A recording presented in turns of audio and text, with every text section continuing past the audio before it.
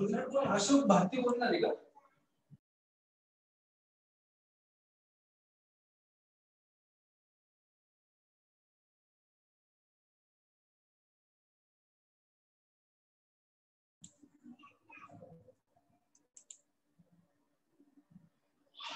Koge sir आलात का आपण? कोगे सर, महेश कोगे सर आपण आहेत का?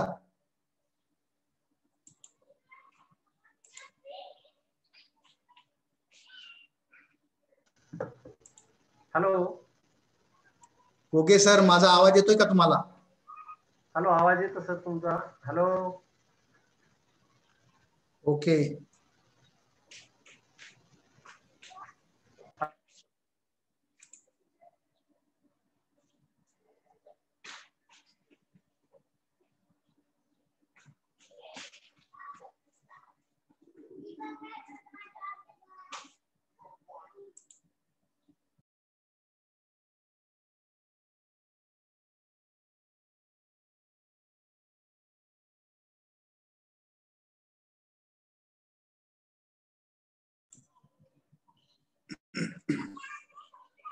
कोगे सर नमस्कार.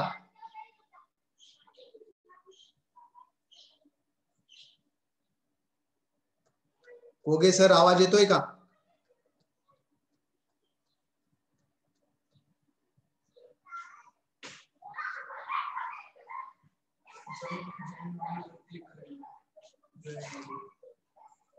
जॉईन ऑडिओ वरती क्लिक करा. कोगे सर, जॉईन ऑडिओ जे दिसतंय तुम्हाला लेफ्ट साइडला त्याच्यावरती क्लिक करा. कोगे सर, माझा आवाज येतोय तुम्हाला?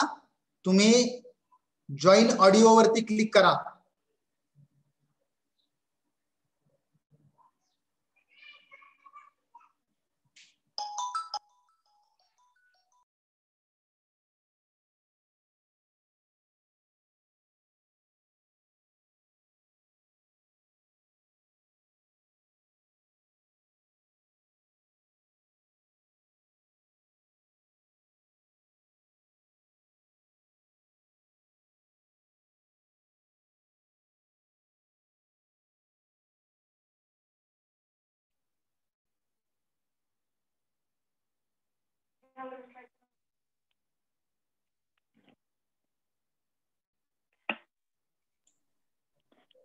Good evening, everyone.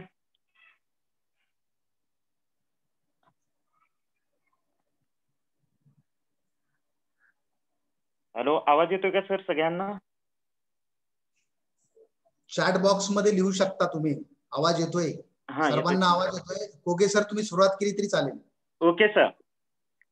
Good evening everyone. मी Mahesh Koge, centre head Vithai academy Sangli द्वारे आपल्या सर्वांचे आजच्या वेबिनार मध्ये स्वागत करतो.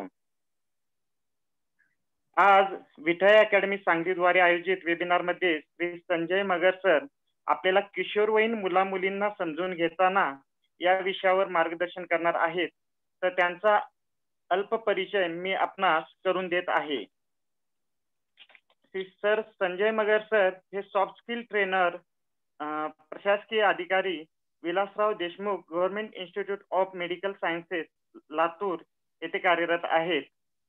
Thames valley university London UK आणि केंद्र सरकारच्या डिपार्टमेंट ऑफ पर्सनल ट्रेनिंग आणि गव्हर्नमेंट ऑफ महाराष्ट्र यशोदा पुणे यांच्याकडून त्यांनी प्रशिक्षण घेतलेले आहे. वैद्यकीय शिक्षण व आरोग्य विभागात मागील 9 वर्षांपासून ते कार्यरत आहेत. त्यापूर्वी शालेय शिक्षण विभागात 8 वर्षे त्यांनी सेवा केलेली आहे. त्याही पूर्वी पोलीस खात्यात 10 वर्षे कर्तव्य बजावलेले आहे. वरील पदांवर स्पर्धा परीक्षेद्वारे म्हणजे MPSC द्वारे त्यांची निवड झालेली आहे. यशोदा पुणे या प्रशिक्षण संस्थेमार्फत प्रशिक्षण घेऊन शिक्षक, पालक व विद्यार्थी यांना विविध विषयांवर त्यांनी प्रशिक्षण दिलेले आहे. शासकीय कामकाज करीत असताना सामाजिक उत्तरदायित्व म्हणून सुट्टीच्या दिवशी विविध विषयांवर प्रशिक्षण कार्यक्रम ते घेतात. कोरोना महामारीच्या काळात सुद्धा त्यांनी समाजातील नैराश्य दूर करण्यासाठी भावनिक बुद्धिमत्ता व जीवन कौशल्य इत्यादी विषयांवर ऑनलाईन वेबिनार घेतलेले आहेत. त्यांनी खालीलप्रमाणे ऑनलाईन वेबिनारचे विषय हाताळलेले आहेत. भावनिक बुद्धिमत्ता, निर्णय कौशल्य, समस्या निराकरण, स्वजाणीव, ध्येय निश्चिती, आकलन क्षमता, सृजनशील विचार प्रक्रिया, वेळेचे व्यवस्थापन, संवाद कौशल्य, जीवन कौशल्य विकास, किशोरवयीन मुलामुलींना समजून घेताना, विद्यार्थी पालकांसाठी स्पर्धा परीक्षा मार्गदर्शन, समानुभूती, माहिती अधिकार कायदा, विचार कौशल्य आणि ताणतणाव व्यवस्थापन यासारखे. तर सर आज आपल्याला मार्गदर्शन करणार आहेत. मी सरांना विनंती करतो की सरांनी किशोरवयीन मुलामुलींना समजून घेताना या विषयावर आपले मार्गदर्शन सुरू करावे. नमस्कार. नमस्कार सर. कोगे सर नमस्कार. धन्यवाद. आताच विठाई अकॅडमी सांगली येथील विठाई अकॅडमीचे सेंटर हेड महेश कोगे यांनी प्रास्ताविक केलं, माझा परिचय करून दिला. विठाई अकॅडमी सांगली या अकॅडमीचे संचालक Varsha Aware Bhuse madam, Manisha Shinde madam, Prashant Rokade sir आणि महेश कोगे सर. आज या कोरोनाच्या काळामध्ये विठाई अकॅडमीनं सांगलीमध्ये शिक्षक पालकांसाठी किशोरवयीन मुलामुलींना समजून घेताना हा ऑनलाईन वेबिनार ठेवला आणि त्यासाठी मला संधी दिली, त्याबद्दल मी विठाई अकॅडमी आणि सांगलीकरांचा आभारी आहे. आपलं हे सत्र सुरू करण्याच्या अगोदर मी तुम्हाला काही गोष्टी सांगू इच्छितो. हे सत्र आपण कसं घेणार आहोत. किशोरवयीन मुलामुलींना समजून घेताना कोविडच्या पार्श्वभूमीवरती सध्या सर्व शाळा महाविद्यालय बंद आहेत, विद्यार्थी आपल्या घरी आहेत, पालक आणि शिक्षक त्या त्या पद्धतीनं विद्यार्थ्यांबरोबर जुळवून घेत आहेत. पण तरीही हे सारं असं असताना आपल्याला स्वतः बरोबर जुळवून घेताना अडचण निर्माण होते, तर विद्यार्थ्यांची कशा पद्धतीनं घुसमट होत असेल. आणि त्या पार्श्वभूमीवरती आपण किशोरवयीन मुलामुलींना समजून घेताना हा विषय पाहणार आहोत. हा विषय पाहण्याच्या पूर्वी आपण हे सत्र 3 भागात घेणार आहोत. पहिला भाग असेल, मी एक ऑडियन्स पोल घेणार आहे. त्या ऑडियन्स पोल मध्ये 1-2 प्रश्न असतील सुरुवातीला. त्या 2 प्रश्नांच्या उत्तरावरून मला हे सत्र पुढे कसं घेऊन जायचं याचा एक अंदाज येणार आहे. त्यानंतर आपलं सत्र सुरू असताना मध्यंतरामध्ये मी एक ऑडियन्स पोल घेणार आहे आणि सर्वात शेवटी एक 3 प्रश्नांचा एक ऑडियन्स पोल असेल. या दृष्टीनं आपण जरी आता फार दूर असलो, मी लातूरमध्ये आहे आणि आपण सांगलीला आहात, त्यामुळे जरी दूर असलो तरी या ऑडियन्स पोलच्या माध्यमातून आपल्याला एक इंटरॅक्शन करता येणार आहे. मी हे सत्र सुरू करण्याच्या पूर्वी सर्वात अगोदर पहिला पोल तुमच्या समोर देतोय आणि तो पोल जो असेल त्याच्यामध्ये 2 प्रश्न असणार आहेत आणि त्या 2 प्रश्नांची उत्तरं तुम्हाला टिक मार्क करायची. तुमच्या समोर तो पोल आलेला आहे. या प्रश्नांची उत्तरं आपल्याला आदर्श उत्तर नको आहेत. या प्रश्नांची उत्तरं तुमच्या स्वतःच्या बाबतीत काय आहे ते तुम्हाला टिक मार्क करायचंय तुमच्या मोबाईल वरती किंवा तुमच्या लॅपटॉप वरती. माझा पहिला प्रश्न आहे, किशोरवयीन मुलामुलींना समजून घेताना या विषयावर आपण यापूर्वी काही ऐकलं किंवा वाचलं आहे काय. याचं उत्तर होय किंवा नाही मध्ये द्यायचंय. आदर्श उत्तर नकोय. आपल्या स्वतःच्या बाबतीत जे खरं आहे ते आपल्याला लिहायचंय. कुणाचे काय उत्तर आहेत ते आपल्याला इथं पाहता येत नाही, त्यामुळे निसंकोचपणे तुम्ही लिहू शकता. त्यानंतर आहे दुसरा प्रश्न, शिक्षक पालक यांना मुलांनी किंवा विद्यार्थ्यांनी समजून घेणं आवश्यक आहे का मुलांनाच शिक्षक आणि पालकांनी समजून घेण्याची आवश्यकता आहे. याच्या बाबतीत मी 2 पर्याय दिलेले आहेत. तुम्हाला काय वाटतं ते तुम्ही निसंकोचपणे लिहा, ज्यामुळे आपल्याला हे पुढचं सत्र घेताना एक अंदाज येऊ शकेल. आपण जर समोरासमोर असतं तर मला हे प्रश्न तुम्हाला समोर विचारता आले असते, पण आपण आता समोरासमोर नसल्यामुळं आपण हा ऑडियन्स पोल घेतोय. दुसऱ्या प्रश्नामध्ये मुलांनी पालकांना समजून घेण्याची गरज आहे असा पर्याय आहे. म्हणजे मुलांनीच आम्हा पालकांना समजून घेण्याची गरज आहे असं तुम्हाला वाटतंय का पालकांनी म्हणजे आम्ही मुलांना समजून घेण्याची गरज आहे. यापैकी तुम्हाला जे वाटतंय ते तुम्ही लिहा, निसंकोचपणे लिहा. आणि त्यामुळे काय होईल, आपण या दोन्ही प्रश्नांची उत्तरं पाहणार आहोत की ऑडियन्स काय म्हणतोय आणि त्या दृष्टीने आपण पुढे जाऊ शकू. आपल्यापैकी जवळपास 65% ऑडियन्सनी उत्तरं दिलेली आहेत.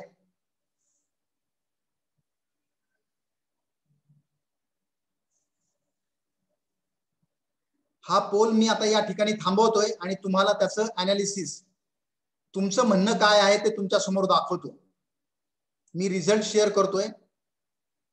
किशोरवयीन मुला मुलींना समजून घेताना या विषयावर 30% ऑडियन्स असा आहे की ज्यांनी यापूर्वी काही ऐकलं किंवा वाचलं आहे, परंतु 70% आपला ऑडियन्स असा आहे की आम्ही काहीच ऐकलं नाही किंवा वाचलं नाही. म्हणजे जवळपास 70% लोकांना याविषयी काही माहिती नाही. आपण पाहूया, आज आपण एक प्रयत्न करूया. आज सुट्टीचा दिवस आहे आणि आपण सुट्टी विद्यार्थ्यांसाठी, आपण आज कोरोनाच्या काळामध्ये ही सुट्टी एन्जॉय करूया. 70% पालक म्हणतात की आम्हाला माहिती नाही. नंबर 2, शिक्षक पालक यांना मुलांनी समजून घेण्याची गरज आहे का मुलांनाच शिक्षक पालकांनी समजून घेण्याची गरज आहे? तर 27% लोक म्हणतात की मुलांनी पालकांना समजून घेण्याची गरज आहे. म्हणजे पहा, एक्झॅक्ट पहिल्या प्रश्नाच्या विरुद्ध इथं आपलं अनालिसिस आलेलं आहे. मुलांनीच पालकांना समजून घेण्याची गरज आहे असं 30% ऑडियन्स म्हणतोय आणि 70% ऑडियन्स म्हणतोय पालकांनी मुलांना समजून घेण्याची गरज आहे. काहीतरी गडबड आहे, आपण पाहूया. आपल्या या सत्रामधून आपण तो प्रयत्न करूया. थँक्यू. तुम्हाला हा जो सर्व पोल जर तुमच्या लक्षात आला असेल तर कृपया चॅट बॉक्स मध्ये यस किंवा नो असं टाईप करा. चॅट बॉक्स मध्ये तुम्ही यस किंवा नो टाईप करू शकता. या पोलचं अनालिसिस तुमच्या लक्षात आलं असेल तर यस किंवा नो टाईप करा. थँक्यू. आपण चॅट बॉक्स मध्ये टाईप करायचं थांबूया आणि आपण आता पुढे जाऊया. आपलं जे सत्र आहे किशोरवयीन मुला मुलींना समजून घेताना, खरं पाहायला गेलं तर आपल्याला या सत्रामध्ये फक्त किशोरवयीन मुला मुलींना समजून घ्यायचंय. त्याशिवाय आपण किशोर वयाच्या पुढे आपण ज्यावेळेस प्रौढ होतो त्यावेळेसही आपण स्वतःला सुद्धा आपल्याला समजून घेताना या सत्रामधून लक्षात येणार आहे. मी तुमच्या समोर एक पीपीटी शेअर करतोय आणि मग आपण पुढे जाऊ शकू. तुम्हाला जर पीपीटी व्यवस्थित दिसत असेल तर कृपया यस किंवा नो टाईप करावं. माझी जी पीपीटी आहे, जे पॉवर पॉइंट प्रेझेंटेशन आहे, ते जर व्यवस्थित दिसत असेल तर यस किंवा नो असं टाईप करा. Yes yes yes yes yes. Okay, thank you. हा, आपण पुढे जाऊया.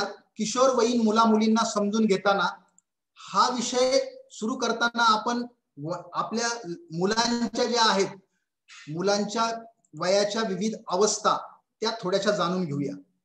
कृपया चॅट बॉक्स मध्ये काही लिहू नका, कारण मला थोडासा अडथळा निर्माण होतो, कारण तिथंच मी ती पीपीटी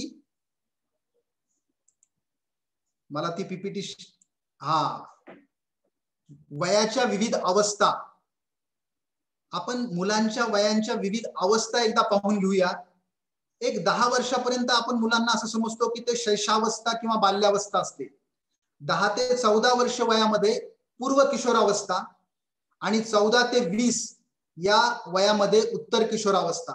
म्हणजेच थोडक्यात आपण 10 ते 20 हा जो वयोगट आहे त्याला आपण किशोर अवस्था असं म्हणतोय.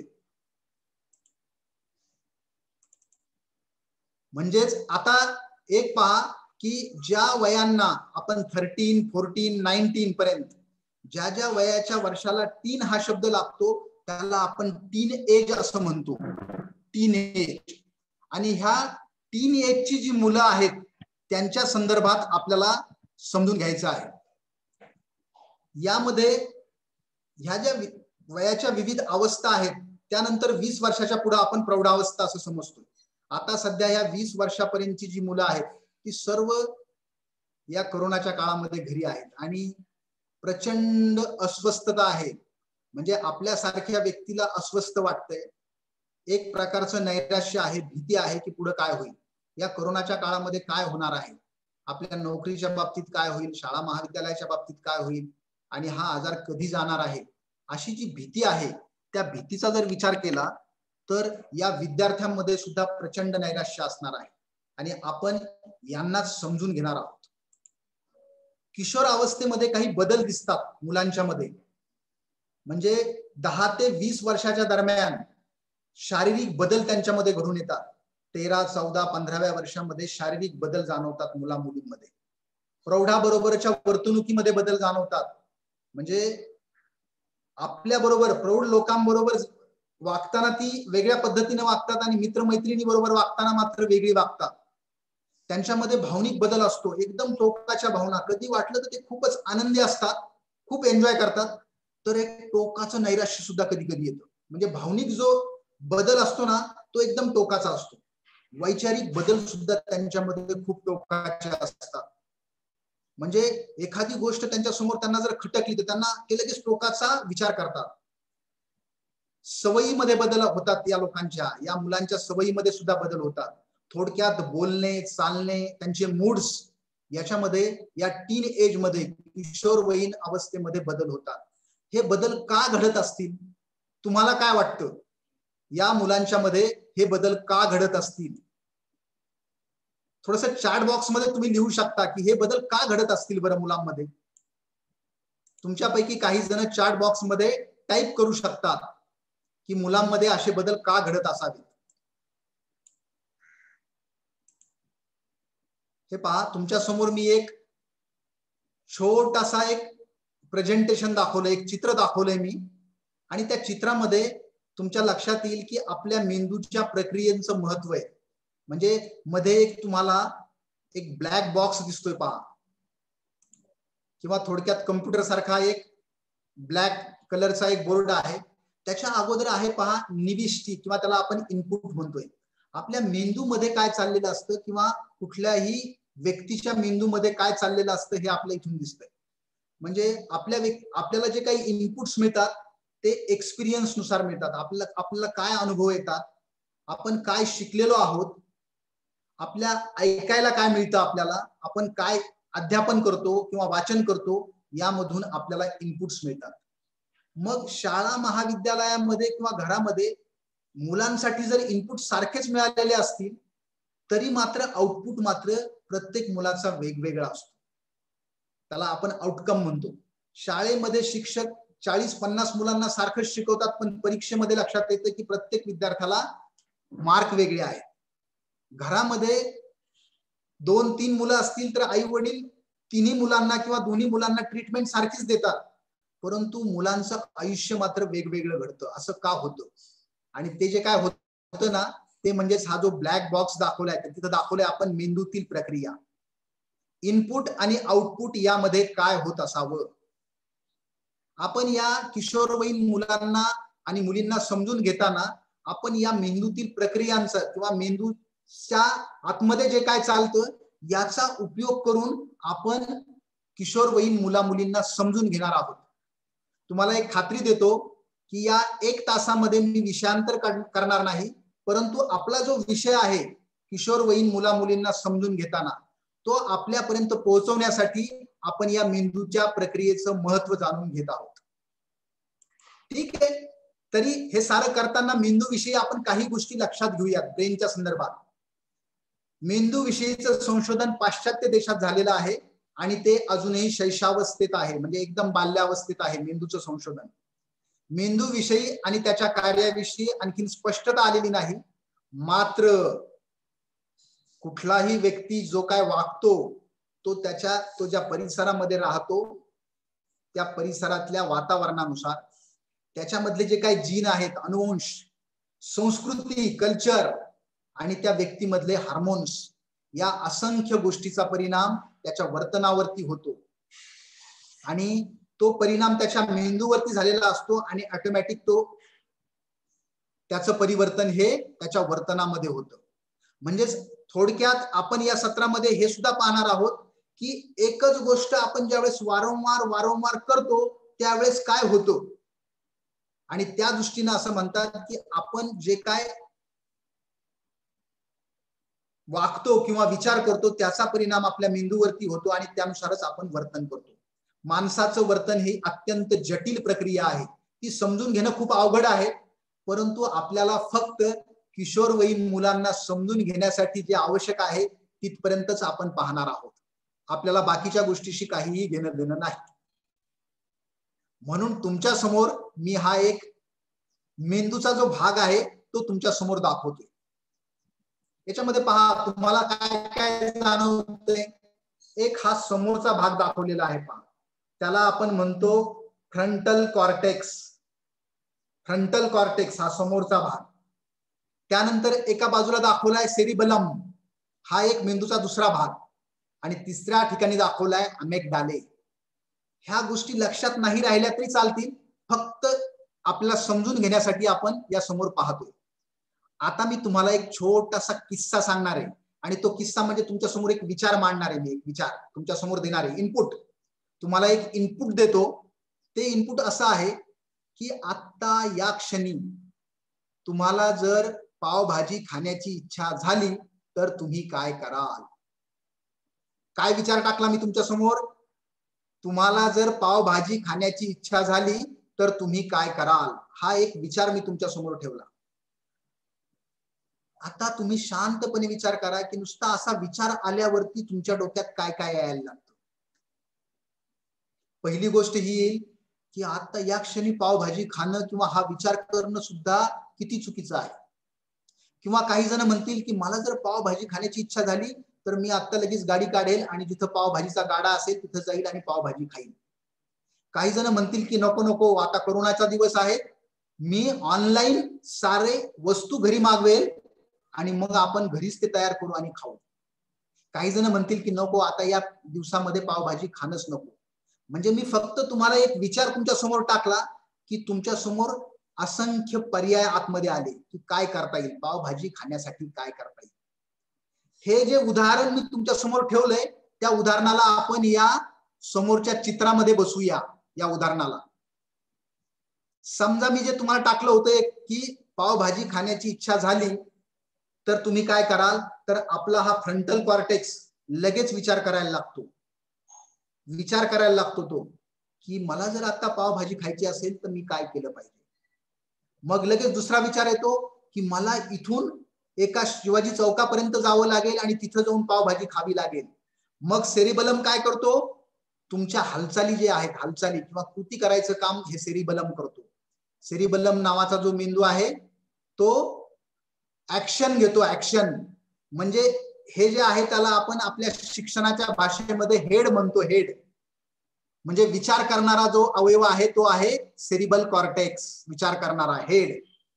कृती करणारा जो आहे तो सेरिबलम, त्याला आपण हँड म्हणतो. हँड जो विचार कृती करणारा जो अवयव आहे किंवा मेंदूचा जो भाग आहे तो सेरिबलम. हँड, हँड म्हणजेच काय, हातपाय हलवणे म्हणतो आपण. पावभाजी खायची तर कुठेतरी हातपाय हलवल्याशिवाय आपल्याला पावभाजी खायला मिळणार नाही. म्हणून सेरिबलम नावाचा दुसरा मेंदूचा भाग. आणि तिसरा असतो अमेगडाले. हा काय करतो, पावभाजी खायला मिळाली तर आनंदी होतो आणि पावभाजी जर खायला नाही मिळाली तर नाराज होतो. म्हणजेच भावना, ज्या इमोशन्स आहेत त्या इमोशन्सचं काम हा अमेगडाले करतो. आता हे नाव जरी लक्षात नाही राहिली तरी एक लक्षात ठेवा की आपण आयुष्यामध्ये या तीनच गोष्टी करत असतो.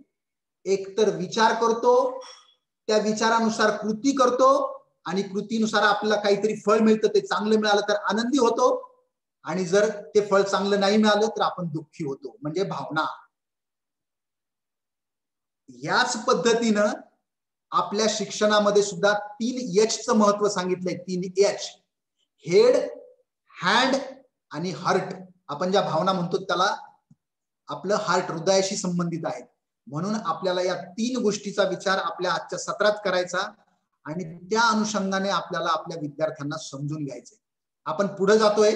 तुम्हाला बऱ्यापैकी माझा आवाज येत असेल आणि तुम्हाला मी जे सांगतोय ते तुमच्यापर्यंत पोहोचत असेल असं मी समजतो. तरी तुम्ही परत एकदा चॅट बॉक्स मध्ये येस किंवा नो म्हणू शकता. आपण आतापर्यंत जिथपर्यंत आलोय तिथपर्यंत तुम्हाला जे काय समजतंय त्याच्यानुसार येस किंवा नो म्हणू शकता. आपण पुढे गेल्यानंतर तुमच्या प्रतिक्रिया सुद्धा पाहणार आहोत. Okay, thank you. येस म्हणताय तुम्ही, थँक्यू. आपण आता हा जो मेंदूचा जो भाग आहे तो मेंदूच्या भागानुसार आपण पाहिलंय की हा जो सेरिबल कॉर्टेक्स आहे तो काय विचार करतो, सेरिबल कॉर्टेक्स हा समोरचा भाग विचार करतो, तो खालील प्रश्नांची उत्तर शोधतो. कोणते प्रश्न? कृपया स्वतःला म्यूट करून घ्यावं, कुणीही बोलू नका प्लीज, नंतर सर्वांना संधी मिळेल.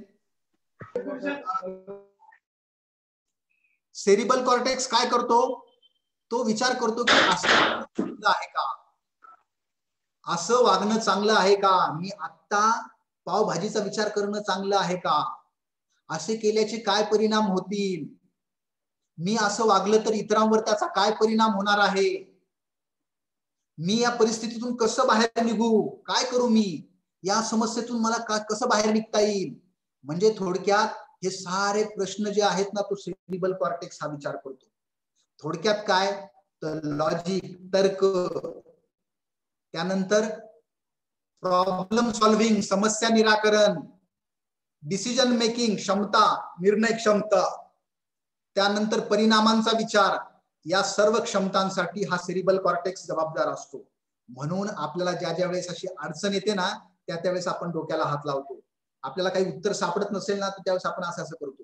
म्हणजेच काय करतो आपण, इनडायरेक्टली आपण त्या आपल्या सेरिबल कॉर्टेक्सला ऍक्टिव्ह करतो. ऍक्टिव्ह पहा तुम्ही, खूप माणूस विचारत असेल ना, विचार करत असेल ना, तर डोक्याला हात लावतो. म्हणून आपण डायरेक्ट डोक्याला काय हात लावतोय, कशाला विचार करतोय, तर हे म्हणजेच हे हेडचं काम आहे, सेरिबल कॉर्टेक्स.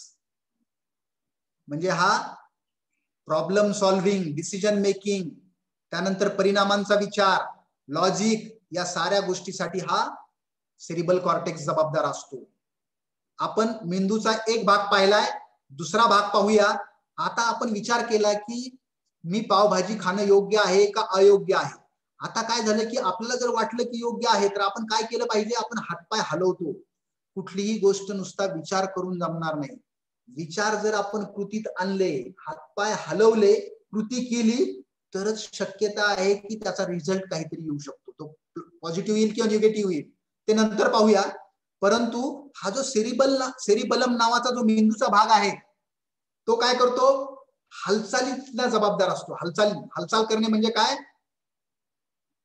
आपण जे दुसरा एच पाहतोय हँड, म्हणजेच काय, कृती करायला जबाबदार जो असतो तो असतो सेरिबलम. हा हालचालींना जबाबदार असतो. त्याला मराठीमध्ये अनुमस्तिष्क म्हणतात. हा हालचालींचं नियोजन करतो.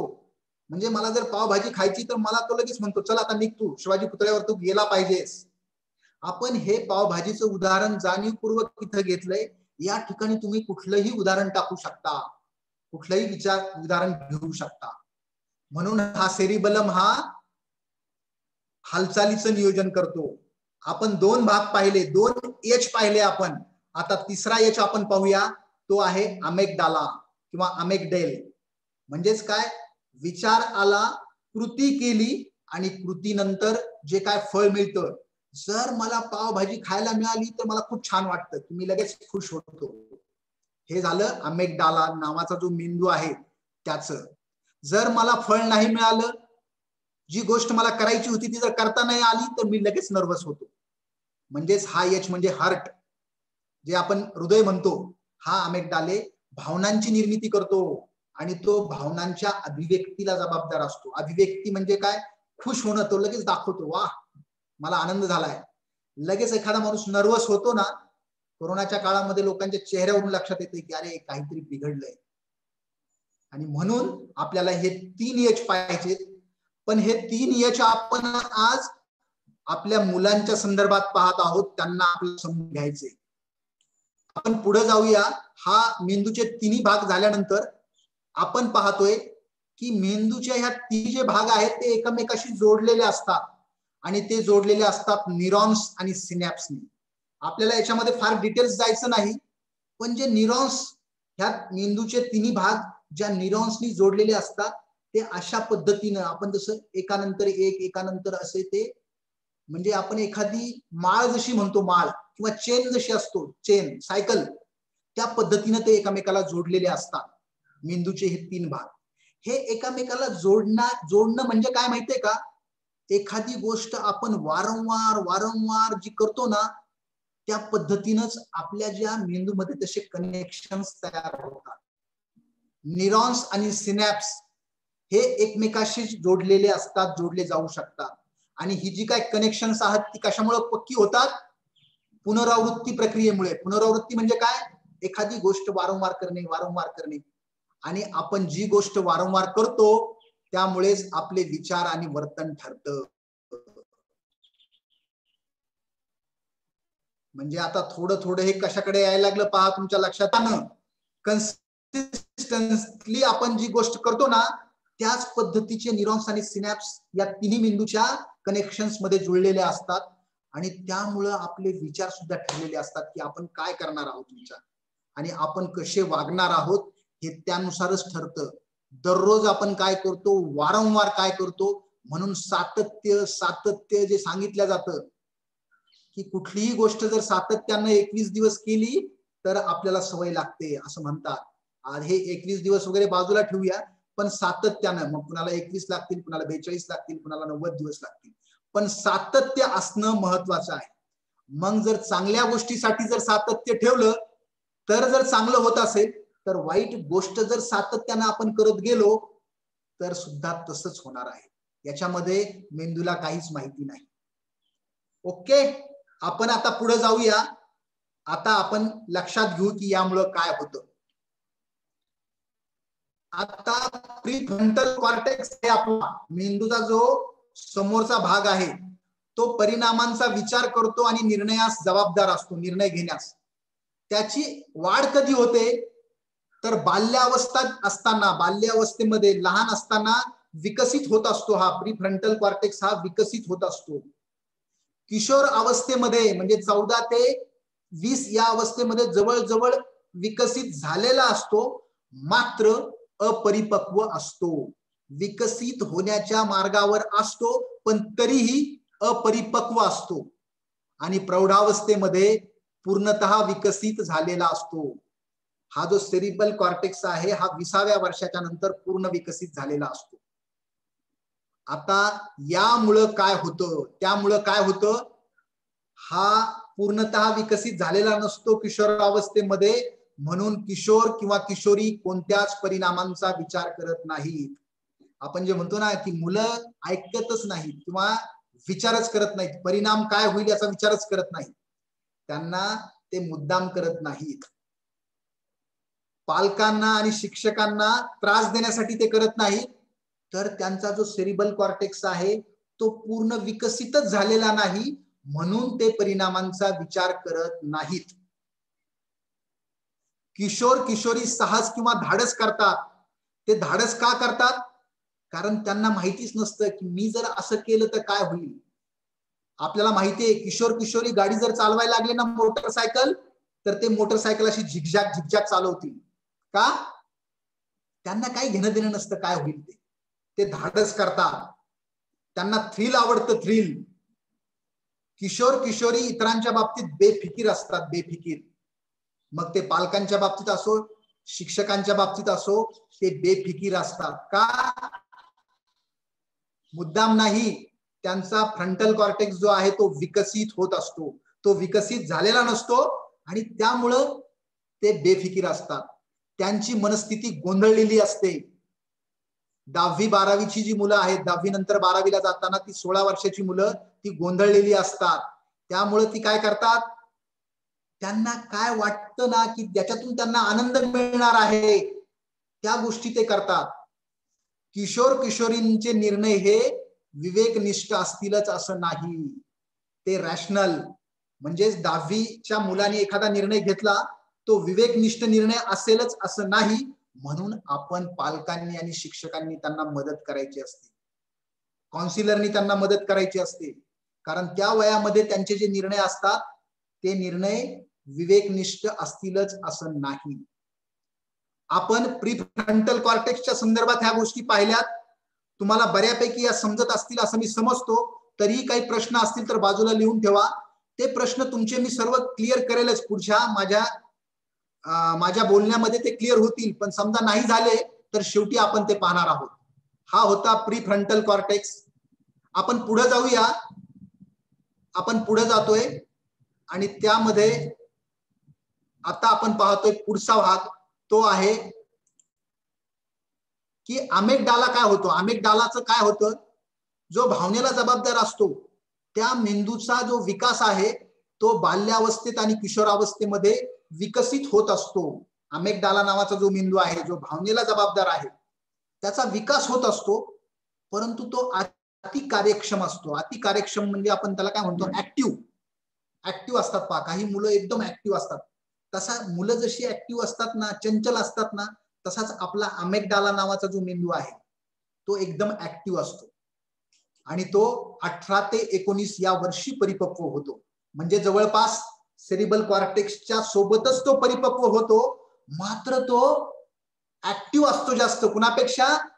सेरिबल कॉर्टेक्स पेक्षा अमेगडाला हा ऍक्टिव्ह असतो आणि प्रौढावस्थेमध्ये अमेगडाला हा पूर्णतः परिपक्व होतो.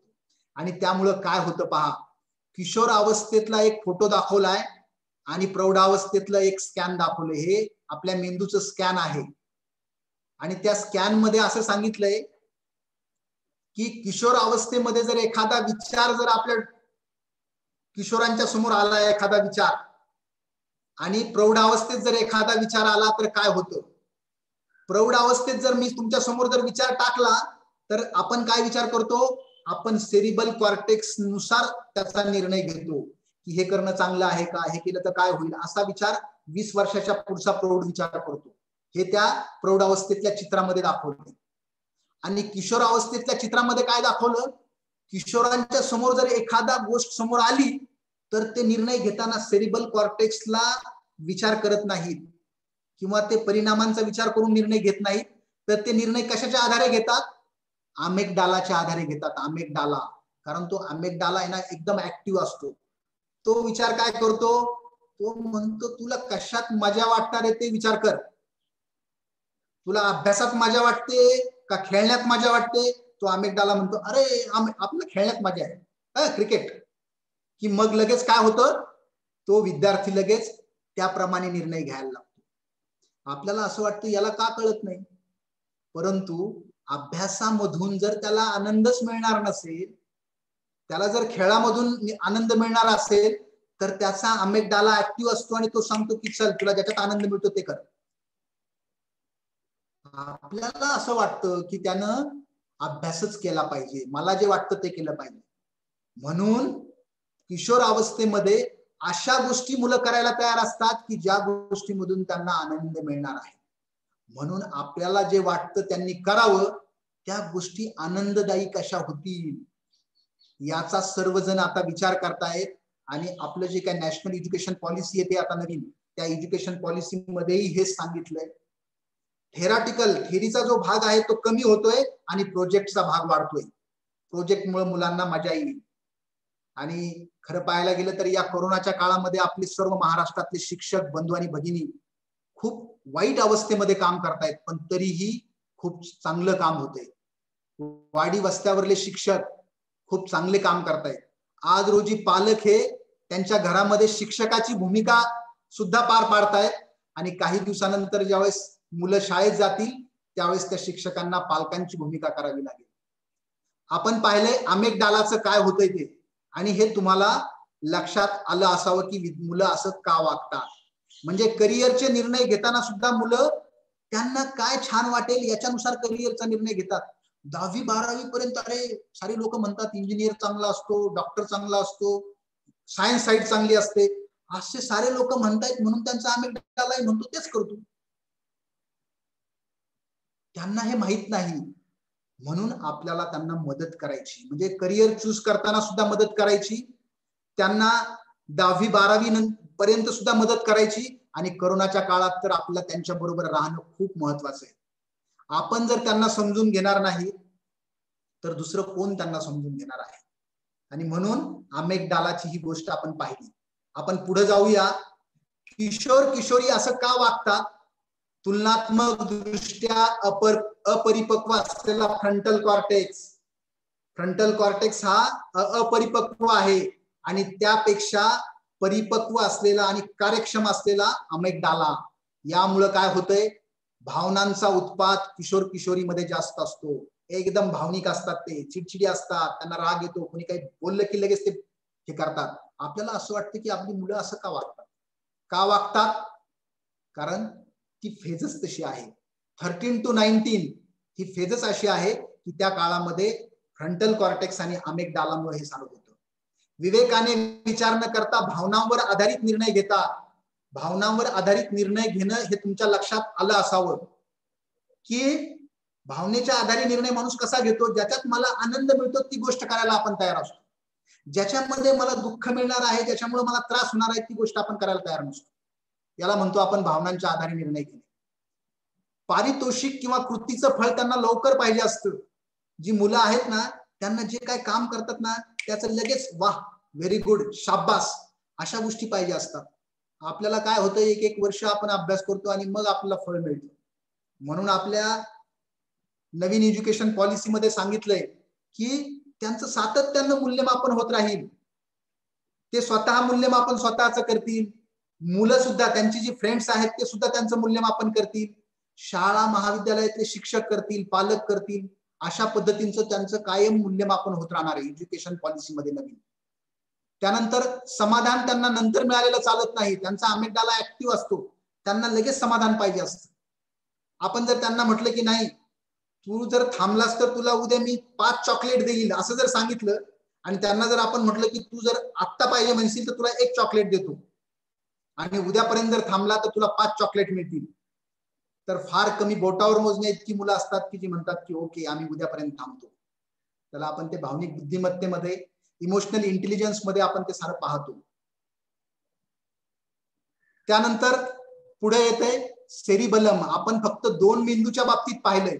आता तुम्ही मला म्हणाल की सर तुम्ही आम्हाला फक्त हे सांगताय, मग आपल्या मेंदूचा विकास आणि आपला विकास हा 20 वर्षाच्या पुढे होत नाही का?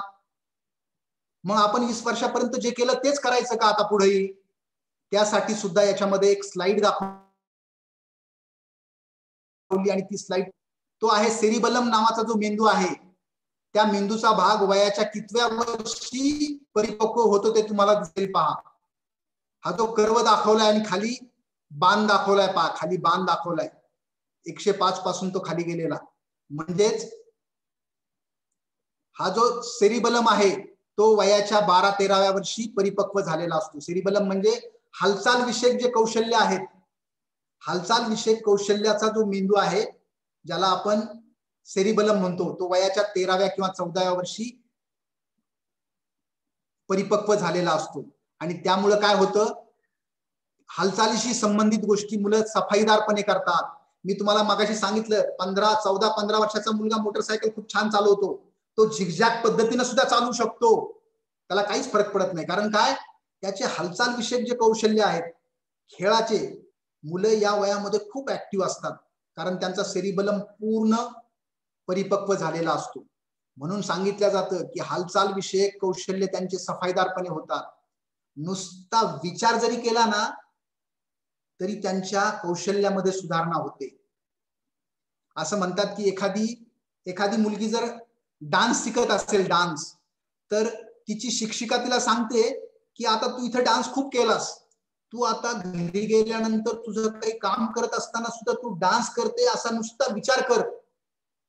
नुसतं डान्स करते असा विचार जरी केला तरी आपल्या कौशल्यामध्ये खूप सुधारणा होते असं सायन्स सांगते.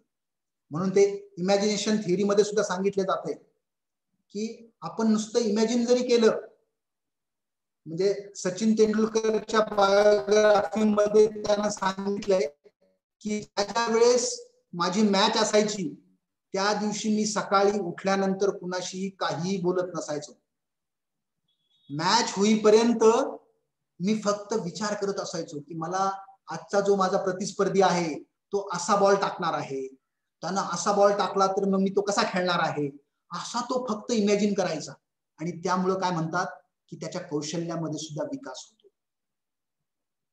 एक क्रीडा मानसशास्त्रज्ञ होते भीष्मराज बाम, संदर्भातले एक पुस्तक आहे विजयाचे मानसशास्त्र, विनिंग हॅबिट्स. त्या विनिंग हॅबिट्स मध्ये त्यांनी सांगितलंय की तुम्ही काही गोष्टीची नुसती कृती करत आहात असा जरी नुसता विचार केला तरी तुमच्या कृतीमध्ये सुधारणा होते. आपल्याला आयुष्यात जी कृती करायची ना ती तुम्ही इमॅजिन जर केली तर 2दा प्रॅक्टिस होते. एकदा इमॅजिन करताना आणि दुसऱ्या दिवशी प्रत्यक्षात ते काम करताना. म्हणून हा सेरिबलम हा सांगतोय. म्हणजे आपण 3 कौशल्य पाहिलेत, हेड, हँड आणि हार्टचे. आपण पुढे जाऊया. एकच मिनिट, थोडासा प्रॉब्लेम येतोय. हा, आता किशोर अवस्थेतली काही वैशिष्ट्य पाहणार आहोत आपण.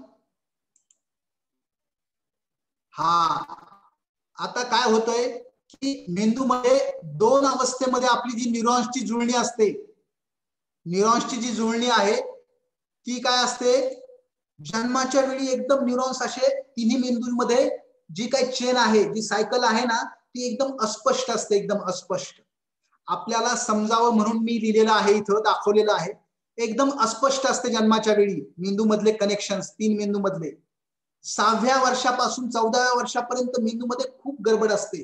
म्हणजे तो मुलगा जो आहे 6 ते 14 वर्षापर्यंत तो विचारही खूप त्याच्या डोक्यामध्ये येतात, कृती सुद्धा त्याला करायची खूप इच्छा असते आणि तो करतो सुद्धा.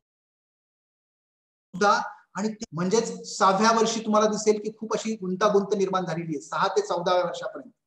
आणि 14व्या वर्षाच्या नंतर मग काय व्हायला लागतं की ज्या गोष्टी आपण वारंवार करायला लागतो, मुलं 14व्या वर्षापासून ज्या गोष्टी वारंवार करायला लागतात तेच न्यूरॉन्स आणि सिनॅप्स टिकून राहतात, तेच कनेक्शन आपल्या मेंदूमध्ये टिकून राहतात आणि त्याचप्रमाणे आपलं वर्तन व्हायला लागतं.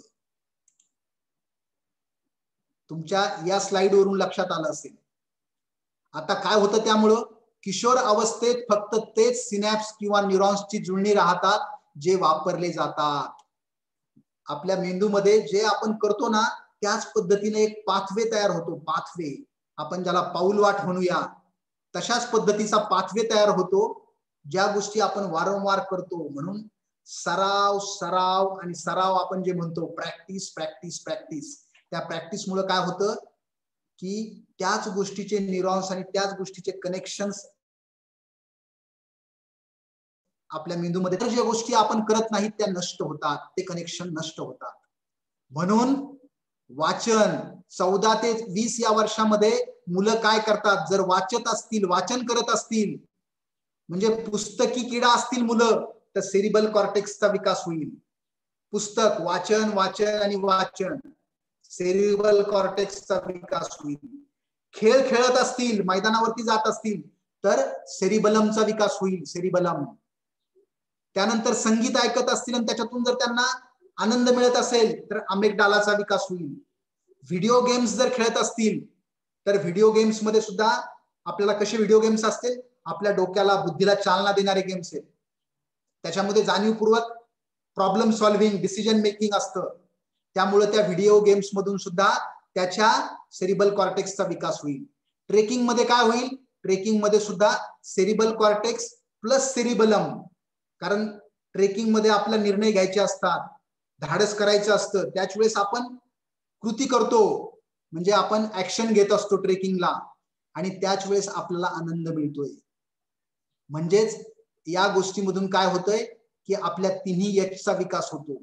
आणि म्हणून असं म्हणतात की किशोर अवस्थेत किशोर किशोरी काय करतात यावरच त्यांचे सिनॅप्स टिकून राहतात किंवा न्यूरॉन्स टिकून राहतात, त्याचे कनेक्शन टिकून राहतात. आणि म्हणून याच अवस्थेमध्ये, याच वयांच्या अवस्थेमध्ये आपल्या आवडीनिवडी ठरतात. आपण जे आता आहोत, आपल्या आवडीनिवडी, आपल्या सवयी, आपले दृष्टिकोन पक्की झाली 14 ते 20 या वयातच पक्की झाली. तुमच्या लक्षात येत असेल बऱ्यापैकी, माझा आवाज जर येत असेल आणि तुम्हाला आतापर्यंत जे सत्र झालंय ते जर बऱ्यापैकी तुमच्या लक्षात येत असेल तर यस किंवा नो टाईप करा. आपण पुढे जाऊया.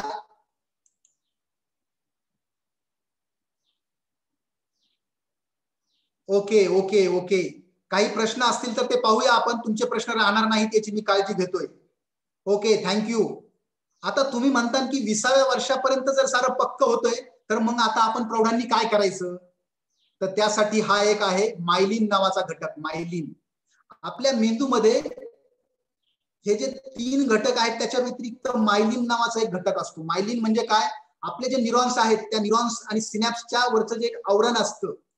समजा आपली एखादी वायर असते, त्या वायर मध्ये आतमध्ये जशी तार आहे, तारीवरती जे आवरण आहे ना, ते वरचं आवरण म्हणजे त्याला आपण मायलिन समजूया, असं म्हणूया समजण्यासाठी. आणि ते जे सिनॅप्स आहेत, त्या सिनॅप्स मध्ये काही लुब्रिकंट असतं. म्हणजे काय, मायलिन हे न्यूरॉन्स आणि सिनॅप्स वरचं आवरण आहे. मायलिन जेवढं जास्त तेवढं न्यूरॉन्सची जुळणी अधिक चांगली होते. म्हणजेच हे मायलिन कशाचं काम करतं, लुब्रिकंटचं काम करतो. लुब्रिकंट ज्याला आपण वंगण म्हणतो, हे ह्या न्यूरॉन्स मध्ये त्याचं काम करतं. मग हे मायलिन कधी सर्वात जास्त असतं ते तुम्हाला दिसेल, पहा तो जो कर्व दाखवलाय. मायलिन आयुष्यामध्ये सर्वात जास्त, आपल्या मेंदूतलं मायलिन कधी सर्वात जास्त असतं, तर ते असतं, कोणीतरी लिहा बरं चॅट बॉक्स मध्ये, तुम्हाला कुठं दिसतंय मायलिन सर्वात जास्त वयाच्या कुठल्या अवस्थेमध्ये असते? कोणीतरी चॅट बॉक्स मध्ये लिहू शकता. ते असतं 40व्या वर्षी. वा, थँक्यू, धन्यवाद. म्हणजेच वयाच्या 40व्या वर्षी हे जर मायलिन चांगलं असेल तर काय होतं, याच्यामध्ये हे मायलिन कशामुळे वाढतं तर सांगितलंय, योग्य व्यायाम, पोषक आहार, पुरेशी विश्रांती, ह्या 3 गोष्टी सांगितल्यात मायलिन वाढवण्यासाठी. म्हणजे आलोच आपण परत कोरोनाच्या जवळ आलो.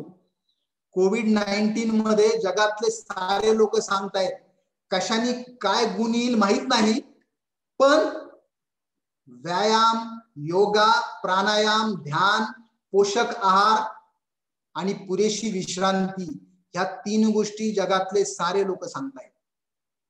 आणि तीच गोष्ट आपल्याला मायलिन वाढवण्यासाठी सांगितली जाते. यासोबतच असंख्य अध्ययन, अनुभव, आपण जे काय शिकतो आयुष्यात, जे काय शिकतो, यामुळे आपल्याला मायलिन वाढायला मदत होते. आणि म्हणून तुमच्या लक्षात आलं असेल, वयाच्या 20-25 वर्षापर्यंत एखादा व्यक्ती एखाद्या क्षेत्रामध्ये असतो आणि त्यानंतर मात्र तो वेगळ्या क्षेत्रामध्येही असू शकतो. कारण काय, की आयुष्यभर आपण आपलं मायलिन वाढवू शकतो आणि याच्यावरती आपण काम करू शकतो. आणि कोरोनाच्या काळामध्ये तर लोक सांगतायत की कोरोना नंतर आता सध्याच्या नोकऱ्या आहेत त्यातल्या 50% नोकऱ्या ह्या पुढच्या 5 वर्षामध्ये असणार नाहीत. मी परत सांगतो, सध्याच्या नोकऱ्या आहेत जगामध्ये त्यातल्या 50% नोकऱ्या ह्या पुढच्या 5 वर्षामध्ये असणार नाहीत. पुढच्या 5 वर्षांनंतर ज्या नोकऱ्या असतील त्या नोकऱ्या सध्या अस्तित्वातच नाहीत. म्हणजे नवीन काहीतरी येणार आहे. म्हणजे आता आयुष्यभर शिकणं आणि शिकणं. एक काळ होता की आपण 12वी किंवा ग्रॅज्युएट होईपर्यंत जे शिकतोय तेच आपल्याला आयुष्यभर पुरत होतं. पण आता जी मुलं आहेत त्यांना हे आयुष्यभर पुरणार नाही. त्यांना कायम म्हणजे अध्ययन, अनुभव, योग्य व्यायाम, पोषक आहार, पुरेशी विश्रांती, ह्या गोष्टी आपल्याला करायच्या. आता इथं संधी मिळते की कोरोनाच्या संदर्भात आपल्याला सांगितलंय की व्यायाम करा, पोषक आहार घ्या. आपण एक छोटासा पोल घेऊया. आपण या ठिकाणी आपल्याला संधी आहे, एक पोल घेऊया आणि मग आपण पुढे जाऊया. तुमच्या समोर एक पोल दाखवतोय मी, तुम्हाला त्याचं उत्तर, आदर्श उत्तर द्यायचं नाही. प्रश्न काय विचारला याचा जास्त विचार करू नका. तुम्हाला एक खात्री दिलेली आहे की आजच्या सत्रामध्ये मी विषयांतर करणार नाही. आपला विषय समजून घेण्यासाठी जे आवश्यक आहे तेवढंच देणार आहे. म्हणून प्रश्न काय विचारला यापेक्षा त्याचं उत्तर देताना आदर्श उत्तर न देता तुमच्या स्वतःच्या बाबतीत काय आहे ते उत्तर द्या. प्रश्न तुमच्या समोर दाखवलाय.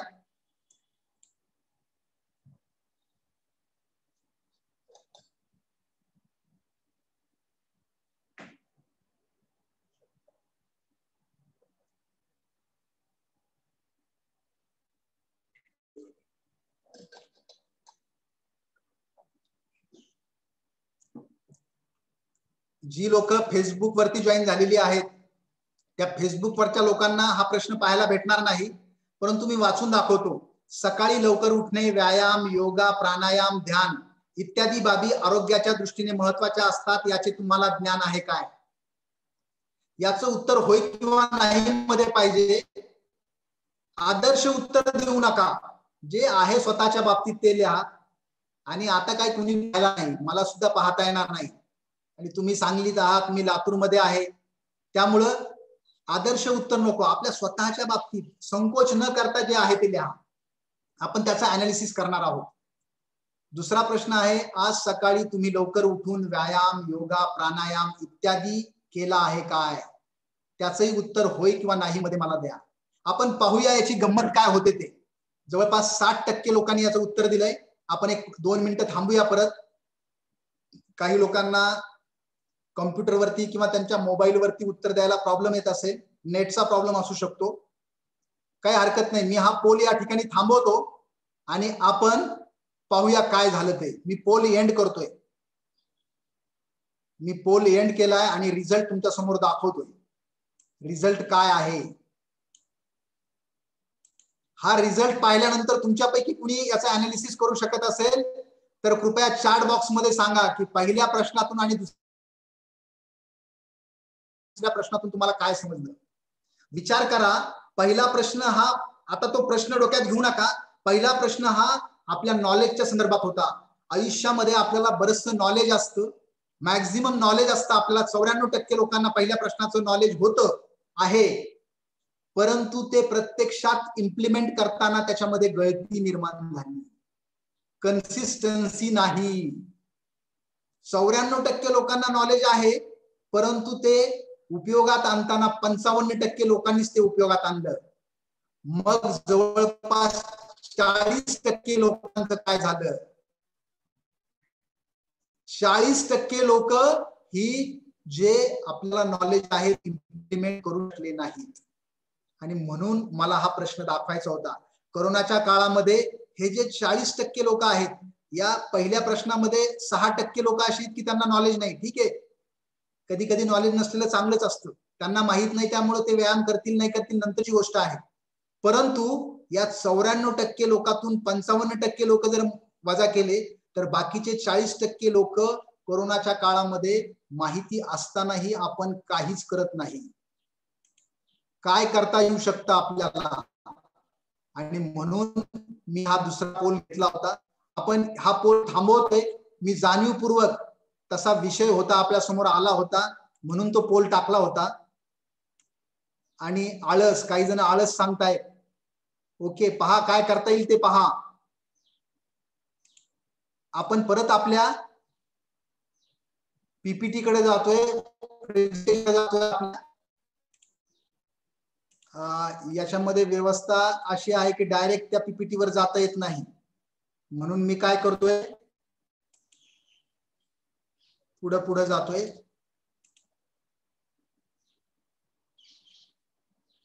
हा, आपण आलो होतो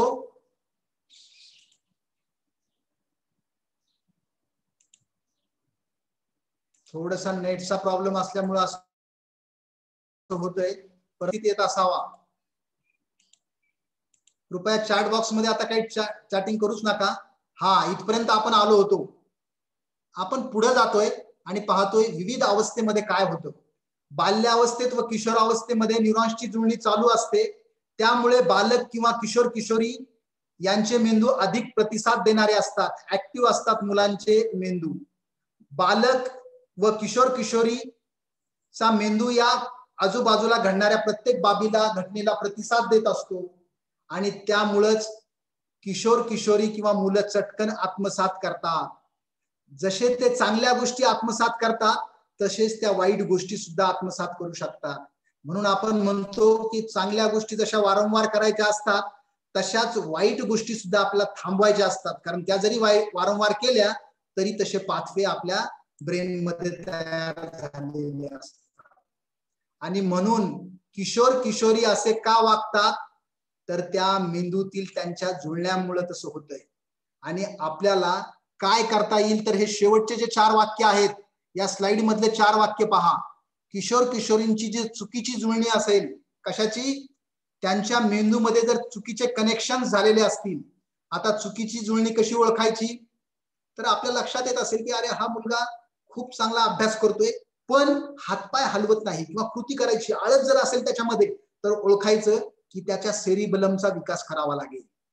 म्हणजे त्याचं एक एच जो आहे तो चांगला आहे, हेड, परंतु जो हँड जे म्हणतो आपण, हँड म्हणजे तो आळशी जर होत असेल तर आपल्याला ओळखायचं की त्याचा सेरिबेलमचा विकास करायचा आहे. त्याला हातपाय हलवण्याची सवय लागली पाहिजे, कृती करण्याची सवय लागली पाहिजे. ही चुकीची जुळणी आपल्याला ओळखता आली पाहिजे. एखादी अपुरी जुळणी असेल, अपुरी जुळणी म्हणजे काय की तो एक गोष्ट करतोय एक करतच नाही, किंवा त्याला अभ्यास वाचायला आवडतो पण तो लिखाण कामच करत नाही, म्हणजेच काय थिअरी जमते पण प्रॅक्टिकल नको, तर ती अपुरी जुळणी. नको असलेली जुळणी तोडायची म्हणजे काय, एखादी वाईट संगत असेल किंवा वाईट गोष्ट तो वारंवार करत असेल, नको असलेली जुळणी जर त्याला तोडणं म्हणतात. म्हणजे एखादी बॅड हॅबिट जी आहे ती बॅड हॅबिट, नको असलेली हॅबिट आपल्याला तोडता आली पाहिजे. आपल्या लक्षात आलं पाहिजे की तेच जर आपण वारंवार करायला लागलो किंवा तेच जर आपली मुलं वारंवार करायला लागली तर आपल्याला ती बॅड हॅबिट तोडता आली पाहिजे. आणि एखादी जुळणी जर कमकुवत असेल, जुळणी म्हणजेच काय, अमिगडालाचा विकास म्हणजेच काय, भावनिक बुद्धिमत्ता. आपल्या नवीन शैक्षणिक धोरणामध्ये त्यालाही सांगितलेले आहे भावनिक बुद्धिमत्ता, ज्याला इमोशनल इंटेलिजन्स. खरं पाहायला गेलं तर आतापर्यंत आपण फक्त IQ पाहत होतो, IQ इंटेलिजंट क्वेश्चन, पण आता आपण जातोय पुढं, कोरोनाच्या नंतर आपण इमोशनल इंटेलिजन्स कडे, आणि याच्याही पुढे आपल्याला जायचंय, ते आहे AI, आर्टिफिशियल इंटेलिजन्स. नवीन शैक्षणिक धोरणामध्ये जी मुलं ग्रॅज्युएशन नंतर म्हणजे कॉम्प्युटर सायन्स मध्ये जे काय कोडिंग शिकणार आहेत, तेच कोडिंग आता नवीन शैक्षणिक धोरणामध्ये 5वी 6वीच्या मुलांना शिकायचंय. म्हणजेच काय, AI, आर्टिफिशियल इंटेलिजन्स.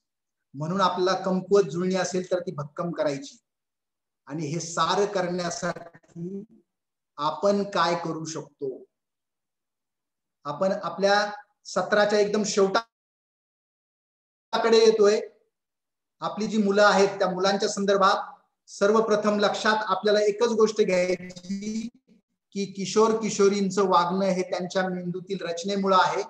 थोडक्यात नैसर्गिक आहे, मुद्दाम हेतू पुरस्पर करत नाहीत. ही गोष्ट आपल्याला लक्षात घ्यायची की मुलं असं जाणीवपूर्वक करत नाहीत. किशोर किशोरींच्या विकासासाठी त्यांच्या मेंदूचा विकास समतोल व्हावा म्हणून आपण काय करू शकतो, हालचाल विषयक कौशल्य विकसित करण्याची संधी द्या. हालचाल विषयक कौशल्य सध्याच्या काळामध्ये आपलं प्रौढांचं सुद्धा कमी झालंय, कारण आपला बाहेर फिरता येत नाही, पडता येत नाही. मग त्या छोट्या घरामध्ये आपल्याला आपल्या घरातच सामान एवढं झालंय की आपल्याला सुद्धा हलता डुलता येत नाही आपल्याला. म्हणून हालचाल विषयक कौशल्य, त्याला आपण म्हणतो. म्हणजे आजच्या सत्रामध्ये आपण 3 बाबी पाहिल्या, अगोदर विचार, नंतर कृती, आणि सर्वात शेवटी भावना. हेड, हँड आणि हार्ट. महात्मा गांधींनी सांगितलं होतं की आपल्याला या 3 Hचा विकास करायचा आहे, आणि या 3 H पर्यंत आपण इंटेलिजंट क्वेश्चन मध्ये फक्त आपण या हेडचा विचार करू शकलो. आता आपल्याला हालचाल विषयक कौशल्य म्हणजेच सेरिबलमचा सुद्धा विकास करायला संधी द्यायची, आणि ते करण्यासाठी आपल्या समोर व्यायाम, योगा, प्राणायाम, ध्यान किंवा काहीतरी कृती, सायकलिंग चालवणे असेल, सायकलिंग, दोरीवरच्या उड्या, ज्या ज्या गोष्टीमध्ये आपण काही करू शकतो, हालचाल करू शकतो, त्या गोष्टीचा विकास आपल्याला स्वतःला करावा लागेल, आणि आपल्या मुलांना सुद्धा ती संधी या कोरोनाच्या काळात आपल्याला द्यावी लागणार आहे. आपल्या मुलांना आपल्या परिणामांची जाणीव करून द्यावी लागणार आहे, कारण ते परिणामांची जाणीव नसते त्यांना. म्हणून त्यांना सांगावं लागणार आहे आपल्याला की तुझा मित्र त्या साईडला गेला किंवा त्या कॉलेजला त्यांनी ऍडमिशन घेतली म्हणून तू तिथं घेतोय असं नाही, ते करू नकोस. तुला काय आवडतं, आपल्याकडं आपण काउन्सिलिंग करून घेऊ शकतो, किंवा त्या मुलाला परिणामाची जाणीव सांगू शकतो की काय होईल, तू या मार्गाने गेलास तर काय करता येऊ शकतं, या मार्गाने गेलं तर काय करता येईल, या मार्गाने गेलंस तर काय करता येईल. हे सारे असंख्य पर्याय त्याच्या समोर ठेवा, आणि नंतर मग त्याला निर्णय घ्यायला आपण भाग पाडू शकतो. पण आपणच जर त्याला सांगायला लागलो की तुला जे वाटतं ते कर, तू जे म्हणशील ते, आम्ही फक्त पैसे देतो, आम्हाला काय कळतं, तुला जे वाटतं ते तू कर, असं म्हणून आपण जबाबदारी ढकलू शकत नाही. कारण त्यांना माहित नाही, परिणामांची जाणीव नाही त्यांना. चिकित्सक विचार करण्याला प्रोत्साहन द्या, त्याला म्हणतो आपण क्रिटिकल थिंकिंग. खरं पाहायला गेलं तर क्रिटिकल थिंकिंग जे आहे म्हणजे आपल्या शालेय अभ्यासक्रमामध्ये आणि नवीन एज्युकेशन पॉलिसीमध्ये सांगितलंय की पुस्तकी नॉलेज पेक्षा या कोरोनाच्या काळानंतर जे असेल ते नेक्स्ट जनरेशनचे जे स्किल असतील त्याला म्हणतात critical thinking, creative thinking, emotional intelligence, artificial intelligence, problem solving, decision making, empathy, ह्या साऱ्या गोष्टी ज्या आहेत त्यांना चिकित्सक विचार. चिकित्सक म्हणजे काय? सारासार विचार करू द्या. सारासार विचार म्हणजे वाईटातली वाईट गोष्टही त्याच्या समोर दाखवा आणि काय होऊ शकतंय, तू जे निर्णय घेतो त्याच्यातून काय होऊ शकतं, या निर्णयातून काय होऊ शकतं, या निर्णयातून काय होऊ शकतं, या साऱ्या गोष्टीचं त्याने जर एकदा अनालिसिस केलं, त्याला जर आपण तशी सुविधा निर्माण करून दिली क्रिटिकल थिंकिंग साठी, तर तो सुद्धा तसं क्रिटिकल थिंकिंग चिकित्सक विचार प्रक्रिया तो विचार करू शकतो. त्यांच्या समोर नवीन नवीन आव्हानं ठेवा. आपण ज्यावेळेस लहान होतो 25-30 वर्षापूर्वी आपल्या समोर आव्हानं ठेवायची गरजच नव्हती, कारण आपण सर्व ग्रामीण भागामध्ये खेड्यापाड्यामध्ये होतो. आजच्या सारख्या सुविधा नव्हत्या आणि त्यावेळेस सकाळी उठल्यापासून तर रात्री झोपेपर्यंत छोटे मोठे आव्हानं असायची. आणि आपली सारी जी मुलं आहेत सध्या किशोरावस्थेतली मुलं, त्यांना आपण एकदम छान असं म्हणजे आपण म्हणतो ना, त्यांना एकदम सुरक्षित वातावरणात आपण त्यांना वाढवले. म्हणून त्यांच्या समोर छोटी छोटी आव्हानं आपल्याला निर्माण करायची त्यांच्या समोर. म्हणून आपले जे काही गेम्स आहेत किंवा काय आहेत ते सुद्धा आपल्याला त्यांच्या समोर देता येऊ शकतं. आणि महत्वाची गोष्ट आहे की आपण त्या आपल्या मुलांच्या समोर पालक म्हणून आपला जो ऍटिट्यूड आहे किंवा आपली जी देहबोली आहे ती सकारात्मक असली पाहिजे, सकारात्मक, पॉझिटिव्ह. कारण काय माहितीये का, आपण जे मुलांना सांगतो ना ते मुलांना चांगलं कळतं बरं का. ते काय करतात, आपण जे सांगतो ना त्याच्याकडे त्यांचं लक्ष नसतं. ते पाहतात की आपले आई बाबा काय करतात. आपण जे काय करतो ना त्याच्याकडे त्यांचं लक्ष असतं. म्हणून सकारात्मक देहबोली ठेवा.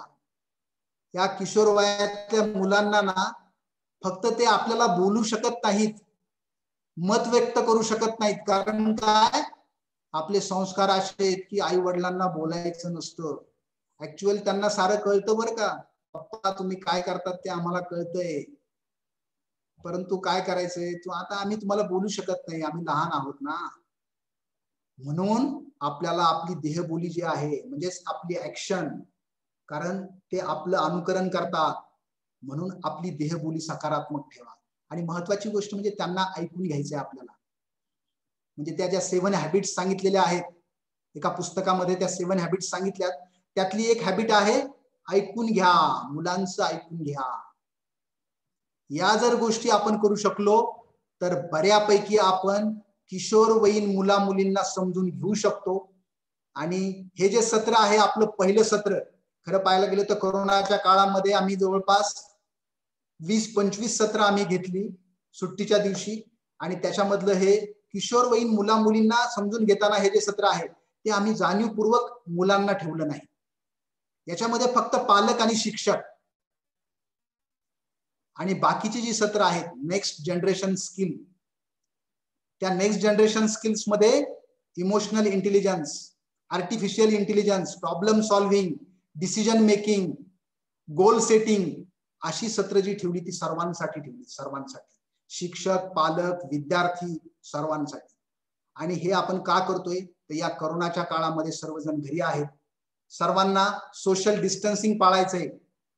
आपल्याला सध्या गरज असेल तरच आपल्या घराच्या बाहेर पडायचंय, गरज नसेल तर बाहेर पडायचं नाही. ज्या लोकांना बाहेर जाणं आवश्यकच आहे त्यांना बाहेर पडू द्या. आपल्याला स्वतःची काळजी घ्यायची, इतरांची काळजी घ्यायची. आपल्या महाराष्ट्र शासनातले सर्व डॉक्टर्स, परिचारिका, वार्ड बॉईज, सर्व क्लास 4चा स्टाफ, सारे जण खूप काम करतायत सध्या 5-6 महिन्यापासून. आपले पोलीस दलातले जे पोलीस अधिकारी, जवान खूप काम करतायत रात्रंदिवस. ज्या महसूल यंत्रणा आहे, महसूलची यंत्रणा, ज्या महानगरपालिका, नगरपालिका, सारे जण रात्रंदिवस काम करतायत.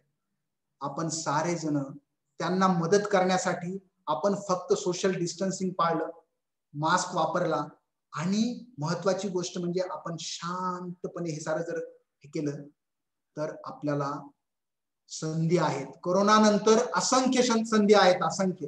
लोक फक्त कोरोनाच्या काळामधल्या फक्त चुकीच्या गोष्टी समोर येतात आपल्या समोर, परंतु कोरोनाच्या नंतर असंख्य संधी आहेत आणि ह्या संधी आपल्या शिक्षण खात्यामध्ये तर भरपूर संधी आहेत. आपण या ठिकाणी थांबूया. तुम्हाला हे सत्र किशोरवयीन मुला मुलींना समजून घेण्यासाठी तुम्हाला सर्वांना मी शुभेच्छा देतो. तुमचे सर्वांचे आभार मानतो आणि तुम्हाला माझं सत्र कसं वाटलं या संदर्भात तुम्ही मला मोबाईलवरती, हा माझा व्हॉट्सअप नंबर आहे, तुम्ही मला कळवू शकता. तुमच्या प्रतिक्रिया मला तुम्ही देऊ शकता. त्यासोबतच तुम्हाला मी नम्रपणे हे सांगू इच्छितो की मी हे जे काय सारं करतोय ते सारं एक व्यावसायिक कुठलाही दृष्टिकोन न ठेवता आपण हे सारं करतोय. कोरोनाच्या काळामध्ये सुट्ट्यांच्या दिवशी समाजातील शिक्षक, पालक, विद्यार्थी आणि ज्यांच्यामध्ये जी असंख्य विचारांच्या कल्लोळ आहे, अस्वस्थता आलेली आहे, त्याच्यामध्ये काहीतरी खारीचा वाटा उचलता येईल का या दृष्टीनं आपण हे सारं करतोय. असंख्य लोकांचे या बाबतीत सपोर्ट आहे. त्या सपोर्टमुळेच आपण कुठलाही व्यावसायिक दृष्टिकोन न ठेवता एक सामाजिक उत्तरदायित्व म्हणून हे सारं करतोय. आणि हे सारं करण्यासाठी विठाई अकॅडमीने जो पुढाकार घेतला त्यांचा मी आभारी आहे. आणि सर्वात शेवटी हे सत्र संपवण्याच्या अगोदर तुम्हाला मी म्हटलं होतं त्याप्रमाणे एक आपण शेवटचा पोल घेतोय आणि तो पोल घेतल्यानंतर तुमच्या काही प्रतिक्रिया असतील तर त्या प्रतिक्रिया घेऊया आपण आणि मग आपण थांबणार आहोत. हा जो पोल आहे तिसरा, तो पोल तुमच्या समोर मी लॉन्च केलेला आहे. तुम्हाला आताही उत्तर मात्र आदर्श उत्तर द्यायचं नाही. कुठलाही संकोच न पाळता तुम्हाला जे वाटतं ते तुम्ही लिहू शकता. पहिला प्रश्न आहे, विठाई अकॅडमीने आयोजित केलेल्या अशा वेबिनारमुळे किशोरवयीन मुला मुलींना समजून घेण्यास मदत होणार आहे काय? काही फरक पडणार आहे का? काही मदत होईल का? यस किंवा नो, होय किंवा नाही मध्ये उत्तर द्या. दुसरा प्रश्न आहे, आजचं वेबिनार तुम्हाला कसं वाटलं? या संदर्भात तुम्हाला चांगलं वाटलं तर चांगलं लिहा, उत्कृष्ट, अतिउत्कृष्ट, जे तुम्हाला वाटतं ते लिहा. संकोच ठेवू नका, कारण याचं उत्तर कुणालाही कळत नाही. खरं तर आपण जर समोरासमोर असता तर याचं उत्तर आपल्याला मिळालं नसतं चांगलं, परंतु या टेक्नॉलॉजीमुळे खूप छान फीडबॅक मिळतोय आपल्याला. प्रत्येकाच्या प्रतिक्रिया आपल्याला जाणून घेता येतात तिथं. आणि तिसरा प्रश्न आहे, यापुढे अशा प्रकारचे वेबिनार जॉईन करायला आवडेल काय? होय किंवा नाही मध्ये याचंही उत्तर द्या. जवळपास 60% लोकांनी या पोलचं उत्तर दिलेलं आहे. काही जणांच्या मोबाईलमध्ये प्रॉब्लेम असेल, नेटचा प्रॉब्लेम असेल, म्हणून आपण एक आणखीन 2 मिनिटं थांबूया. तुम्हाला जे वाटतं ते निसंकोचपणे लिहा. याचं उत्तर मी तुमच्या समोर लगेच दाखवणार आहे. मी पोल एंड करतो आणि रिझल्ट तुमच्या समोर शेअर करतोय. विठाई अकॅडमीने आयोजित केलेल्या अशा वेबिनारमुळे किशोरवयीन मुला मुलींना समजून घेण्यास मदत होईल काय? तर जवळपास सर्वच्या सर्व लोक होय म्हणतायत. सर्वच्या सर्व लोक म्हणतायत की होय.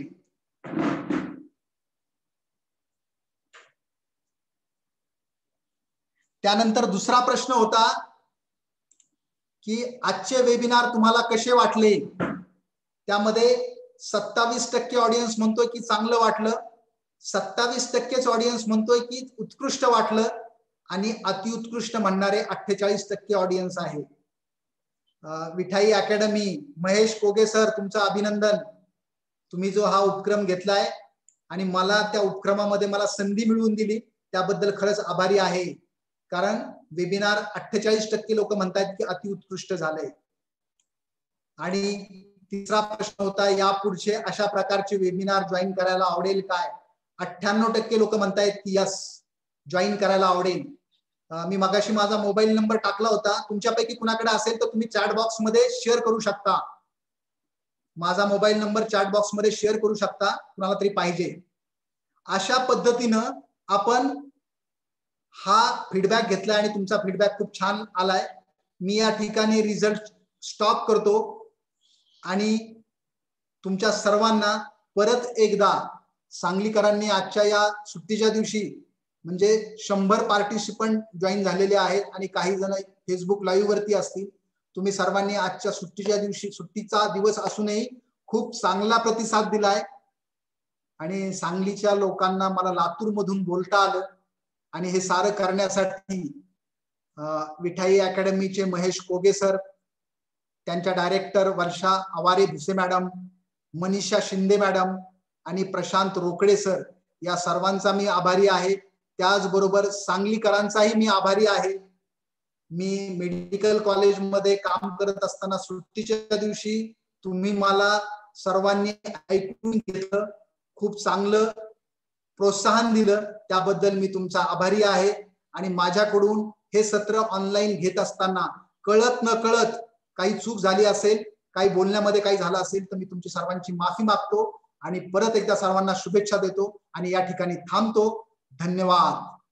महेश कोगे सर, आपण पुढे बोलू शकता. पुढील सूत्र महेश कोगे सरांकडे. Yes sir. तर कुणाच्या काही प्रतिक्रिया असतील तर आपण हँड रेज करायला सांगूया. कुणाच्या काही प्रतिक्रिया असतील तर तुम्ही हँड रेज करा. होस्ट तुम्हाला काय करतील, अनम्यूट करतील तुम्हाला आणि तुम्ही बोलू शकता. कुणाला जर आजच्या या सत्रामध्ये काही प्रतिक्रिया द्यायची असेल तर तुम्ही हँड रेज करू शकता.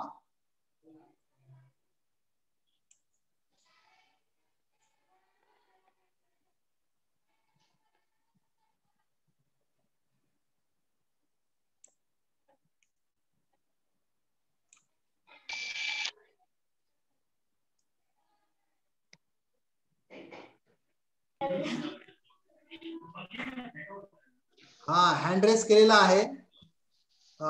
Doctor Kumawat,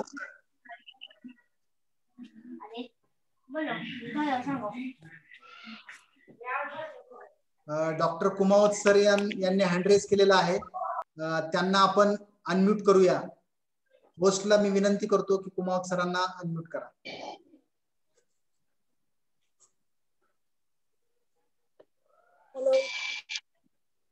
doctor Kumawat sir, आपण बोलू शकता.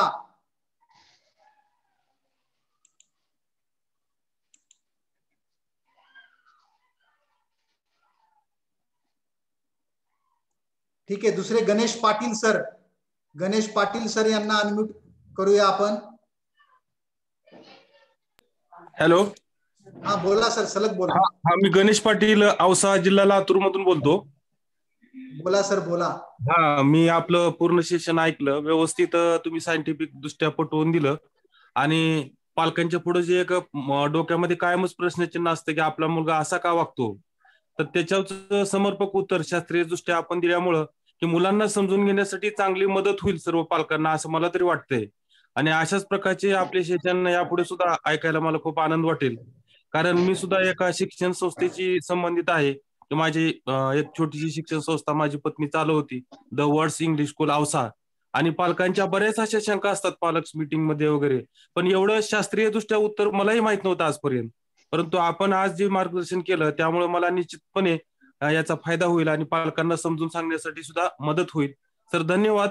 मी आपल्याशी संपर्क साधेन, आपलं यापुढे मार्गदर्शन मिळावं अशी आपणास विनंती. आणि आपल्या अतिशय चांगल्या या उपक्रमाबद्दल सांगलीची संस्था, विठाई संस्था आणि आपले खूप खूप धन्यवाद sir. Okay, thank you sir, thank you. यानंतर औस्यामधून, लातूर मधूनच प्रतिक्रिया आहे. आपण सांगलीची प्रतिक्रिया घेऊया एखादी. सांगलीची कोण बोलतोय? अनुप शिंदे सर. अनुप शिंदे सर, आपण स्वतःला अनम्यूट करून बोलू शकता. Good evening, sir. I am Anup from Latur. I like this program so much. Thanks to Sanjay Magar sir and also Vithai Academy for the arranging this great program. Thank you. Okay, Anupji धन्यवाद. आपण पुढची प्रतिक्रिया घेऊया. प्रमिला पालकर. प्रमिला पालकर ताई, तुम्ही unmute होऊन बोलू शकता. नमस्कार सर. हॅलो हॅलो सर, हा ऐकायला बोला, येतंय? तुम्ही सलग बोला. येतोय, आवाज येतोय, बोला. तर मी सांगलीतून बोलतेय. मी एक शिक्षक आहे. तर आपलं हे जे वेबिनार ऐकल्यानंतर आम्हाला सुद्धा विद्यार्थ्यांच्या, किशोरवयीन विद्यार्थ्यांशी वागताना किंवा बोलताना कोणती काळजी घ्यावी हे माहित नव्हतं. पण आपलं हे वेबिनार ऐकल्यानंतर आम्हाला खूपच महत्वाची माहिती मिळाली आपल्याकडून. मी सांगलीतून बोलतेय सर. अशा पद्धतीचं वेबिनार आपण नेहमी घ्यावं ही एक विनंती आहे. ओके, थँक्यू, धन्यवाद. सांगलीमधून प्रतिक्रिया. सुनील शेळके सर, सुनील शेळके सर, तुम्ही स्वतःला अनम्यूट करा आणि तुम्ही बोलू शकता. हा, नमस्कार सर. मी पुणे वेल्हे इथून बोलतोय, शिक्षकच आहे मी. हॅलो.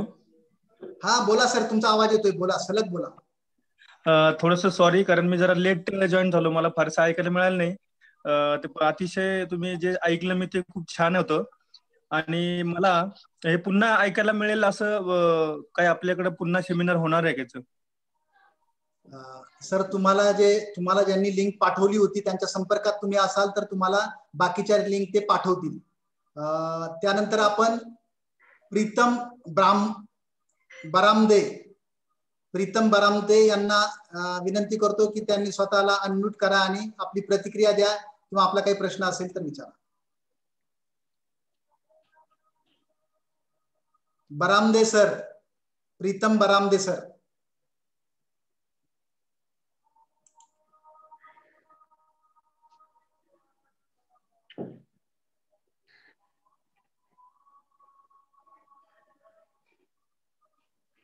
ठीक आहे.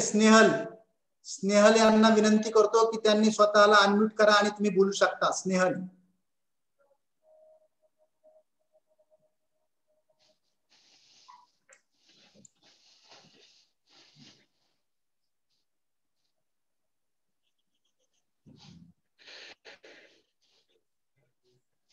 हनकरे सर, आपण स्वतःला अनम्यूट करा आणि तुम्ही बोलू शकता. तुम्ही हँड रेज केलेला आहे. हो सर, हो सर, हो हो हो, बोलतोय सर.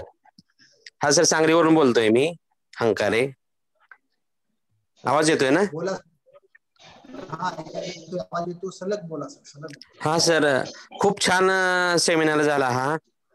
विशेष म्हणजे संयोजकांचे आभार मानले पाहिजेत की एका एवढ्या 1 तासामध्ये खूप पालकांना चांगली माहिती मिळाली आणि याची गरज आहे.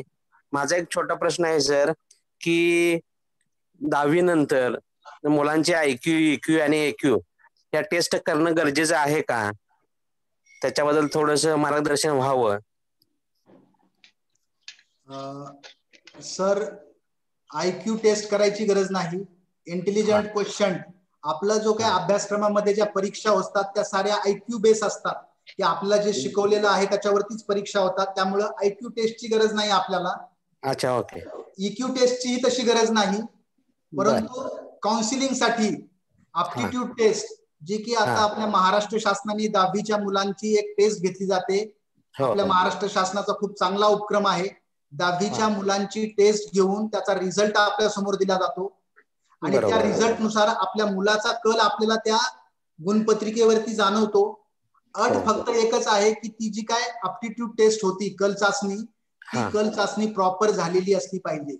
म्हणजे जर ती कल चाचणी शाळेनं किंवा आपल्या मुलानं जर ती व्यवस्थित दिलेली असेल तर आपला मुलाचा कल त्यामधून जाणवतो. आणि या पुढेही जाऊन महाराष्ट्र शासनाचीच व्यवसाय मार्गदर्शन केंद्र आहेत, त्याच्यामध्ये सुद्धा आपण एप्टिट्यूड टेस्ट करून घेऊ शकतो आणि त्याच्यातून आपल्याला आपल्या मुलाचा कल कळू शकतो की आपण त्याला कुठल्या क्षेत्रामध्ये टाकलं पाहिजे. फक्त समाजात जे क्षेत्र चांगले आहेत तिथंच पाठवलं पाहिजे असं काही नाही, तर एप्टिट्यूड टेस्ट करून आपण हे करू शकतो. थँक्यू. बरोबर थँक्यू सर. शेवटची प्रतिक्रिया घेऊया आपण. यादव सर, यादव, त्यांना विनंती करतो की त्यांनी स्वतःला अनम्यूट करून ते बोलू शकतात. हॅलो, आवाज येतोय? येतोय सर. यादव सर, तुम्ही बोला डायरेक्ट. मी आज घेतलेलं वेबिनार अतिशय उत्कृष्ट आणि कधी आम्हाला हे संलग्नता माहिती नव्हती. लहान बिंदू, मोठा बिंदू आणि हे तुमचं काय ते आठवण आणि त्यामुळं नाही एवढं म्हणजे हे जुळणी जी आहे ती अंतर्गत होते आणि निर्णय घेण्याची क्षमता या लहान मेंदूमध्ये अनुमस्तिष्क मध्ये जास्त आहे आणि त्यावरच सर्व क्रिया अवलंबून आहेत हे आम्हाला आज चांगल्या प्रकारे कळलेलं आहे. एवढंच मी बोलतो आणि खरोखरच आजचं वेबिनार अतिशय उत्कृष्ट झालेलं आहे असं मी आज सांगलीमधून सांगू शकतो. ओके, धन्यवाद सर. कोणीतरी चॅट बॉक्स मध्ये विचारते की aptitude टेस्ट कुठे घेता येते, कशी घेता येते. आपल्याला या aptitude टेस्ट साठी आपण महाराष्ट्र शासनाच्या पंचायत समितीमध्ये जे शिक्षण विभाग आहे त्या शिक्षण विभागामध्ये गट शिक्षण अधिकारी यांचं कार्यालय आहे. तिथं आपण जाऊन चौकशी करू शकता किंवा आपले केंद्र प्रमुख आपल्याला सांगू शकतील की महाराष्ट्र शासनाची aptitude टेस्ट घेणारी प्रत्येक जिल्ह्यामध्ये किंवा विभाग स्तरावरती जे ऑफिसेस आहेत त्यांचा पत्ता आपल्याला त्या ठिकाणाहून मिळू शकतो. हे झालं गव्हर्नमेंटचे. त्या व्यतिरिक्त काही काउन्सिलर्स असतील प्रायव्हेट तर त्यांनाही तुम्ही भेटू शकता. पण महाराष्ट्र शासनाच्या या aptitude टेस्टच्या संस्था आहेत. त्याशिवाय 10वीची जी टेस्ट होते ती खूप चांगली होते. फक्त अट एवढीच आहे की आपल्या मुलांनी ती टेस्ट दिली पाहिजे व्यवस्थित. एवढीच एक अट आहे. थँक्यू. सर्वांच्या प्रतिक्रिया संपलेल्या आहेत. आपण या ठिकाणी थांबूया. कोगे सर, महेश कोगे सर, तुमच्याकडे मी देतो. आपण समारोप करावा किंवा कोणी बोलणार असेल तर बोला. सर आपला बहुमूल्य वेळ देऊन आपण किशोरवयीन मुला मुलींना समजून घेताना या विषयावरती आपलं बहुमूल्य मार्गदर्शन केल्याबद्दल मी आपले धन्यवाद मानतो. कारण एक म्हणजे नित्याचा आणि महत्वाचा विषय असून सुद्धा दुर्लक्षित असलेला हा विषय आहे. कारण मुलं अशी का वागतात, तशी का वागतात, ते आम्ही सांगितलेलं ऐकूनच का घेत नाहीत, असे पालकांचे विशेषतः प्रश्न असतात. आणि अशा प्रश्नांना टॅकल कशा प्रकारे केलं पाहिजे याबद्दल आपण सुयोग्य मार्गदर्शन केलेलं आहात आणि त्यामुळे निश्चितच त्याचा फायदा होईल. आजच्या या कार्यक्रमात सहभागी झाल्याबद्दल मी सर्व मान्यवर शिक्षक आणि पालकांचे आभार मानतो आणि आजचा हा कार्यक्रम संपूर्ण परिपूर्ण झाला असं मी जाहीर करतो सर. Thank you sir. थँक्यू.